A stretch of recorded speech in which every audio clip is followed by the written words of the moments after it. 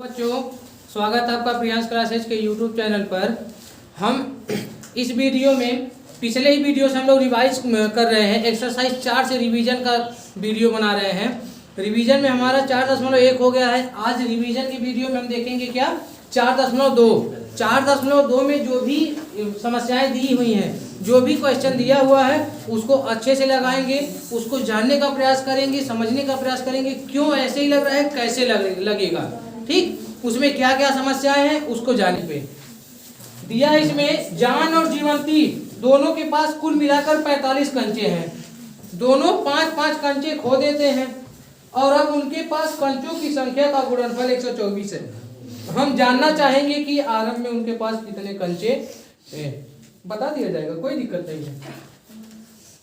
दूसरे का पहला माना, किसी को भी मान लेंगे, माना प्रारंभ में जॉन के पास, ठीक, जॉन के पास यक्स कंचे थे, ठीक। तब देखो कॉमेडी दिखने जा रहे हैं। तब जीवंती के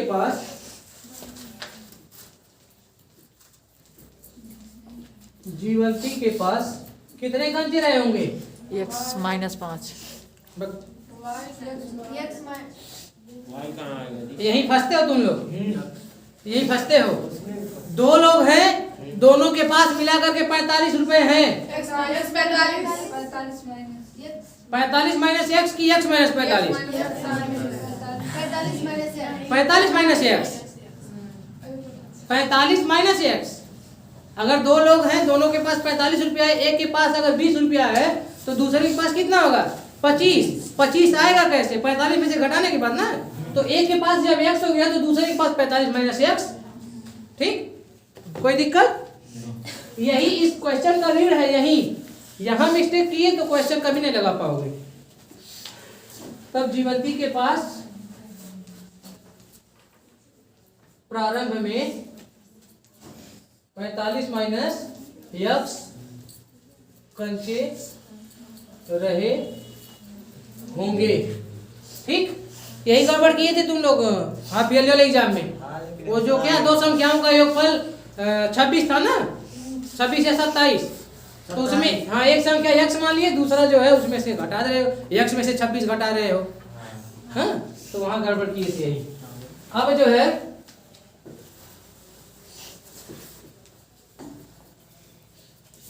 प्रश्नानुसार कह रहा है, यदि दोनों 5-5 कंचे खो देते हैं, 5-5 कंचे खो देते हैं, तो 5-5 से हरवा दें, x माइनस 5 हो गई। पहले x था, 5 गायब हो गया तो x माइनस 5 हो गया। इनका गुणनफल है तो बीच में कोई साइन नहीं रहेगा, मल्टीप्लाई आ ही जाएगा। 45 माइनस कितना है? x। अब 5 छोड़ा गायब हो जा रहा है। गुणनफल कितना है? 124 बराबर किसके आएगा? 124 के। तो इसको हल कर लिया जाए। x माइनस 5 चला जाएगा 45 में से, कितना बचेगा? 40 माइनस x बराबर 124। समझ लो तुम लोग ये सवाल लगाने के लिए नहीं आए हो, ये सवाल मैं लगा नहीं रहा हूँ, सवाल यही लग गया तुम्हारा। अगर ये सही हो गया तो ये तुम समझ गए और यहाँ आ गए, पहला लाइन लिख लिए, सवाल लग गया। दो ही जगह ध्यान देना है, बाकी सवाल लगा लोगे, ठीक। इसका इसमें गुणा करेंगे, कितना होगा बाबू? 40x, इसमें करेंगे माइनस एक्स स्क्वायर, फिर इसमें करेंगे 200, इसमें करेंगे तो प्लस 5x बराबर 124। अब सबको इधर लाते हैं, सबको इधर लाएंगे तो x स्क्वायर साइन अपोजिट में ले लेते हैं, ठीक। x square minus 40x plus 200 minus 5x और ये माइनस 100, ये पर ऐसे रहेगा, प्लस 124 बराबर। सबको हम इधर लाए हैं, ठीक, एक तरफ लेकर के आ गए। तो जब एक तरफ आ गए सब, अब देखा जाए सजाती विजाती वाला कार्यक्रम। एक्स स्क्वायर 40x में से 5x चला जाएगा, कितना बचेगा?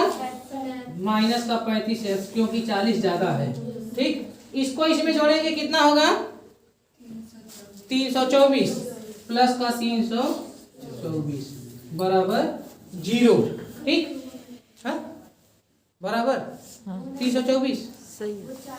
45 होगा सर, 45 जुड़ जाएगा। ठीक, 40 और 5 सेम साइन में है ना, तो ऐड हो जाएगा 45 और प्लस 324 बराबर 0। अब करना क्या होगा? इसका फैक्टर निकालना होगा। गुणनखंड। ठीक, फैक्टर निकालने के लिए गुणा करने पे 324 आवे और घटा जोड़ने पे कितना आवे? 45। तो 36 9 324 और 36 9 45। तो x² माइनस 36 प्लस 9 प्लस 324 बराबर 0। x² minus 36x minus 9x plus 324 बराबर 0।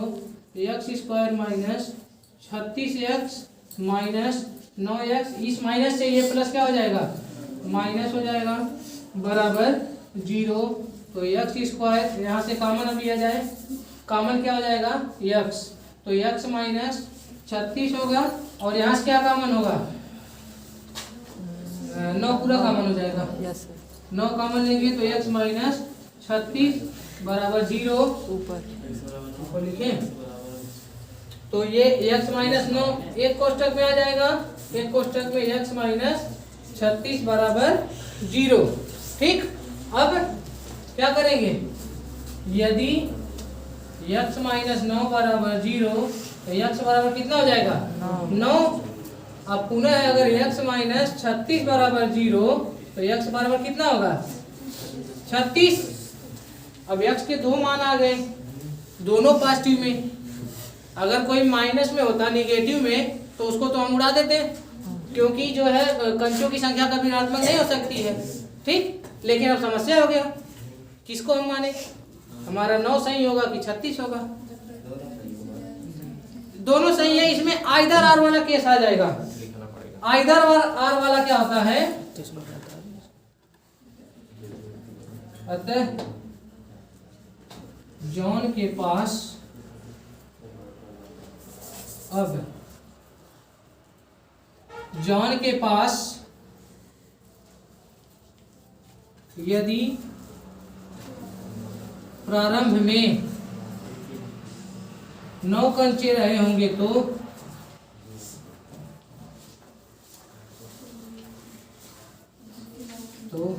जीवंती के पास कितने रहे होंगे? जीवंती के पास 36 कंचे रहे होंगे।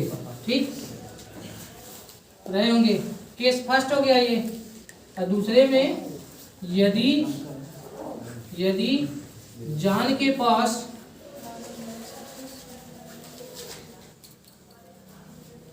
प्रारंभ में 36 कंचे रहे होंगे तब जीवंती के पास कितना रहा होगा? 9 कंचे रहे होंगे। ठीक, यही इस क्वेश्चन का आंसर। दोनों केस पॉसिबल है। हो सकता है जॉन के पास पहले 36 कंचे थे तब जीवंती के पास 9 कंचे थे, या जॉन के पास 9 कंचे थे तब जीवंती के पास कितने थे? 36। ठीक, यही क्वेश्चन का आंसर होगा। कुछ करना ही था, लेकिन हाँ ये नीचे लिखना जो है बेहद इंपॉर्टेंट है, तभी पता चलेगा क्या सही है क्या नहीं है। नहीं तो दोनों ऐसा छोड़ देंगे। 9 और 36 आया है, सही है, लेकिन दोनों कब है? इसमें कंडीशन है। अगर एक के पास 9 रहा होगा तो दूसरे के पास 36, और दूसरे के पास 36 रहा होगा तो उसके पास 9। ठीक, नोट कर दिया था। एक कुटीर उद्योग एक दिन में कुछ खिलौने निर्मित करता है। प्रत्येक खिलौने का मूल्य रुपए में 55 में से एक दिन में निर्माण किए गए खिलौनों की संख्या को घटाने से, अगले पृष्ठ पे है, प्राप्त संख्या के बराबर है।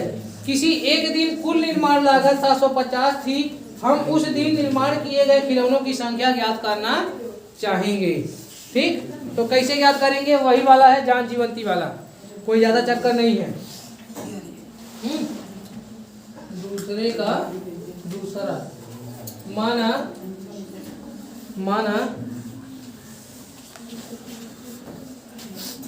उस दिन निर्मित खिलौनों की संख्या x थी। ठीक, कितने खिलौने बने? x। और क्या कह रहा है? प्रत्येक खिलौने का मूल्य 55 में से एक दिन में निर्माण किए गए खिलौनों की संख्या को घटाने से प्राप्त संख्या के बराबर है। ठीक, मतलब माना उस दिन निर्मित खिलौनों की संख्या कितनी थी? x थी। कह रहा है उसका लागत जो था निर्मित किए गए खिलौनों की संख्या मतलब 55, उसका जो कास्ट था 55 में से एक दिन निर्माण किए गए खिलौनों को घटाएंगे तो उसके बराबर था। तब उसका लागत 55 माइनस x रहा होगा। ठीक, या था। अब प्रश्नानुसार अब क्या होगा? अब ये बताओ, बहुत छोटा सा कॉन्सेप्ट। अगर चार आम है, एक का दाम 5 रुपए है, तो टोटल कास्ट कैसे आता है? गुणा करने के बाद। तो एक दिन में मतलब x खिलौने बन रहे हैं, उसका लागत कितना है? 55 माइनस x। तो टोटल कास्ट निकालने के लिए उनकी संख्या से लागत में गुणा कर देंगे, टोटल लागत आ जाएगा। ठीक, तो प्रश्नानुसार x multiply by 55 minus x बराबर कितना है? 750। ठीक, अब गुणा कर लेते हैं, इसका इसमें गुणा करेंगे, कितना होगा? 55x माइनस x स्क्वायर बराबर 750। पक्षांतर करेंगे तो x स्क्वायर माइनस 55x और प्लस 750 बराबर 0। इनको मैं इधर लाया हूँ। क्या? हाँ, तो इसको 55 को माइनस कर दिए, इसको प्लस कर दिए और प्लस में रहेगा। इधर मैं ला रहा हूँ। लिख दे, क्या एक लाइन लिख नहीं रहे हैं क्योंकि उसकी जरूरत कोई ज्यादा है नहीं। चलो, वो भी भ्रम दूर हो जाएगा। अब देखो, इसको मैं इधर ला रहा हूँ। ठीक, तो यहाँ पहले तो 0 बचेगा क्योंकि सारे लोग इधर आ जाएंगे। यहाँ पहले क्या है? 750। ये अगर आया ये 55 तो माइनस 55x हुआ, और ये माइनस है प्लस हो गया क्या? x square. बढ़ते क्रम में इसको लगा लेते हैं अगर, तो सबसे पहले क्या आएगा? x square minus 55x plus 750। वही हुआ ना?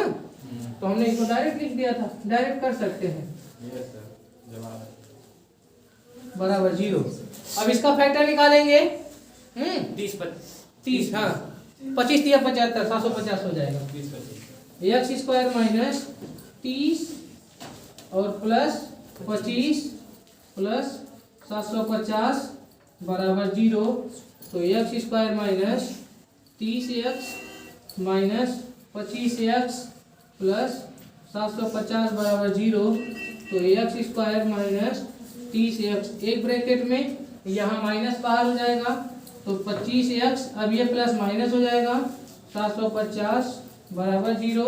यहाँ से x का हम लेंगे तो x माइनस 30 और यहाँ से पूरा 25 निकल जाएगा, x माइनस 30 बराबर 0। x माइनस 25 और x माइनस 30 इधर आ जाते हैं। इधर आने के बाद अब यदि x माइनस 25 बराबर 0, तब x बराबर कितना होगा? 25। और अगर इस पर आते हैं x माइनस 30 बराबर 0, तब क्या होगा? x बराबर 30। ठीक, अब x क्या था हमारा? x जो है हमारा, हमने क्या माना था उसको? निर्मित बर्तनों की संख्या। निर्मित बर्तनों की संख्या। अब अगर एक दिन में x बर्तन यानी 25 बर्तन निर्माण किए गए तो क्या कह रहा है? हाँ, खिलौना जो भी है, खिलौना ये 25 खिलौना अगर बनाए गए तो इसको जो है 55 में से घटाना होगा। 55 में से घटाएंगे 25 को तो कितना आएगा 30। और इसका गुणा करने के बाद कितना होना चाहिए 750 आ रहा है। 750 आएगा। ठीक आ रहा है। अगर जैसे एक दिन में लिख देंगे, अब यदि उस दिन निर्मित खिलौनों की संख्या 25 थी तब प्रति खिलौना लागत कितना हो जाएगा 55 में से घटाना होगा 30 हो जाएगा 30 रुपया रहा होगा। ठीक, पहला केस हो जाएगा। दोनों पास टीम है ना, तो दोनों संभव है। हो सकता है उस दिन 25 खिलौने बने हो, ये भी संभावनाएं है कि उस दिन 30 खिलौने बने हो। दोनों स्थितियों में दोनों आंसर सही है। तो पहला वाला तो हमने लिख दिया। दूसरा, जबकि यदि उस दिन निर्मित खिलौनों की संख्या 30 थी तब प्रति खिलौना लागत 55 में से आप 30 को घटाएंगे कितना होगा 25 रुपया। दोनों केस में चाहे 30 में 25 का मल्टीप्लाई करें 750 आना चाहिए, और चाहे 25 में 30 का करें तो 750 आना चाहिए। ठीक, लेकिन ये कंफर्म नहीं कर सकते हैं कि उस दिन कितने खिलौने बने। संभावनाएं है कि 25 बने होंगे तो उसका रेट 30 रुपया रहा होगा। यदि 30 खिलौना बना होगा तो उसका रेट जो है 25 रहा होगा। ठीक, नोट कर लो। नोट करने के बाद अगला प्रश्न देखा जाए। अगले प्रश्न को देखा जाए। दो ऐसी संख्याएं ज्ञात कीजिए जिनका योग 27 हो और गुणनफल 182 हो। ठीक, पिछला क्वेश्चन जो उदाहरण दिया है, उदाहरण में उसने सॉल्व किया है, लेकिन इक्वेशन बना करके छोड़ा है। इक्वेशन बना करके छोड़ा है, इसका मतलब वहां से नहीं पता चल पाएगा एक दिन में कितने खिलौने निर्मित हुए। अब क्वेश्चन में फोर्सली पूछ रहा है कि हम जानना चाहेंगे उस दिन निर्मित बर्तनों की संख्या, खिलौनों की संख्या और उसका लागत। तो इक्वेशन बना देने से संख्या तो नहीं पता चल जाएगी। ठीक, इसीलिए कहा जाता है किताब जो है माध्यम हो सकता है, मंजिल नहीं हो सकता है। ठीक, इसके माध्यम से तुम जो है अपने मंजिल पे पहुंच सकते हो। सारी चीजें किताब में नहीं मिलेगी, हाँ इसके माध्यम से सब कुछ मिल जाएगा। ठीक, यही अंतर है। नहीं तो अगर हम भी फोर्सली कहते नहीं, उदाहरण में जितना दिया उतना ही नोट करो, उतना ही काम चल जाएगा, नहीं चलेगा। फिर क्वेश्चन में पूछता ही क्यों? क्वेश्चन में फिर पूछने का कोई मतलब ही नहीं रहा कि हम जानना चाहेंगे कि उस दिन निर्मित खिलौनों की संख्या और उसका लागत क्या है। अगर हमें ये बताना है तो फिर हमें लगाना पड़ेगा ना।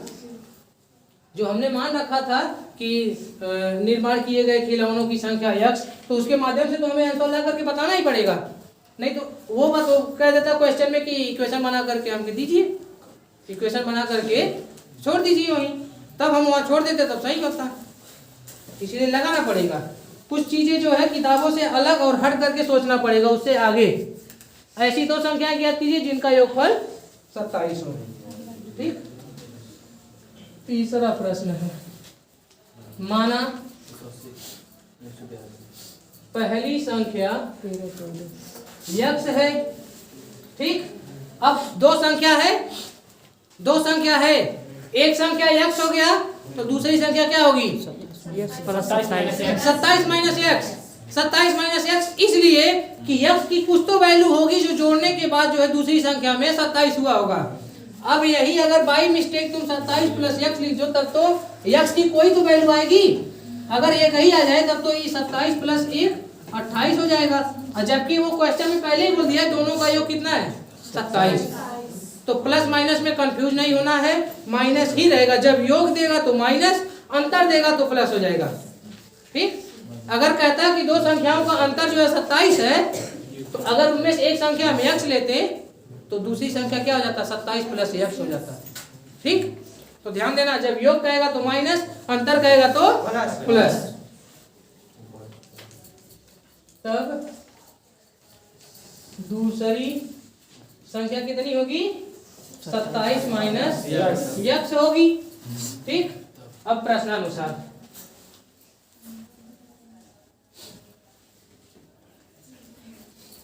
क्या कह रहा है, दोनों का गुणनफल दिया 182, यानी यक्स गुणे 27 माइनस यक्स बराबर 182।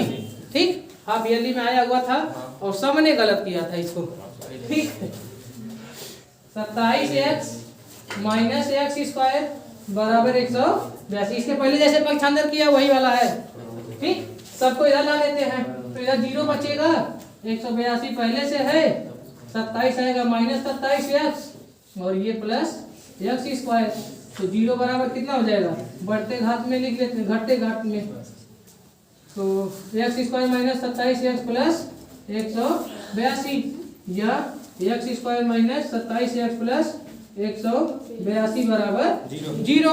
ठीक, अब गुणा करने के बाद 182 और जोड़ने के बाद 27, 14 और 13 हो जाएगा। हाँ, 13 14 या 14 13, तो दोनों में से दोनों सही है। X square minus 14 plus 13 plus 182 बराबर 0। X minus 14x minus 13x plus 182 बराबर 0। एक्स स्क्वायर माइनस 14x एक ब्रैकेट में क्या आएगा, माइनस, देखना बी एलर्ट, जब भी यहाँ माइनस आ जाए, यहाँ माइनस है तो तुरंत, भले थोड़ा सा समय लो लेकिन दिमाग से करना, यहाँ माइनस है, कोष्टक लगाएंगे, ये 13x हो जाएगा और ये प्लस जो है माइनस हो जाएगा। ठीक, अब यहाँ से x कॉमन हो जाएगा तो मिलेगा क्या, x माइनस 14 और यहाँ से 13 पूरा कॉमन हो जाएगा तो x माइनस 14 बराबर 0। x माइनस 13 और x माइनस 14 बराबर 0। इधर आ जाते हैं, यदि x माइनस 13 बराबर 0, x माइनस 13 बराबर 0, तब x बराबर कितना हो जाएगा, प्लस 13। और फिर अगर x माइनस 14 बराबर 0, तब ये क्या हो जाएगा 14। अब दोनों प्लस में आ गया, दोनों केस संभव है, या तो x यानी पहली संख्या या तो 13 होगी या तो 14 होगी। अब अगर पहली संख्या 13 रही होगी तो दूसरी 14 रही होगी, 13 14 27। अगर दूसरी संख्या 14 रही होगी तो पहली संख्या कितनी रही होगी, ठीक, तो नीचे लिखना पड़ेगा, बिना लिखे छोड़ोगे नहीं इसको। 13 14 ला दिए डायरेक्ट, यही ऐसा नहीं है। अब यदि पहली संख्या 13 रही होगी तब दूसरी संख्या 14 रही होगी। ठीक, 13 14 27 आ रहा है ना, 27 आना चाहिए, जबकि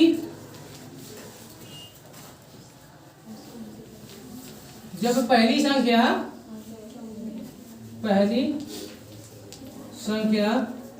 14 रही होगी तब दूसरी संख्या कितनी रही होगी, 13 रही होगी। ठीक, कोई दिक्कत नहीं है इसमें, बस यही अगर गड़बड़ कर लिए 27 प्लस x 27 माइनस x में ऐसा नहीं आ पाएगा, और यहाँ आकर के छोड़ नहीं देना है, वहाँ आने के बाद ये लिखना होगा। ठीक, नोट करो, फिर आगे का प्रश्न देखा जाए।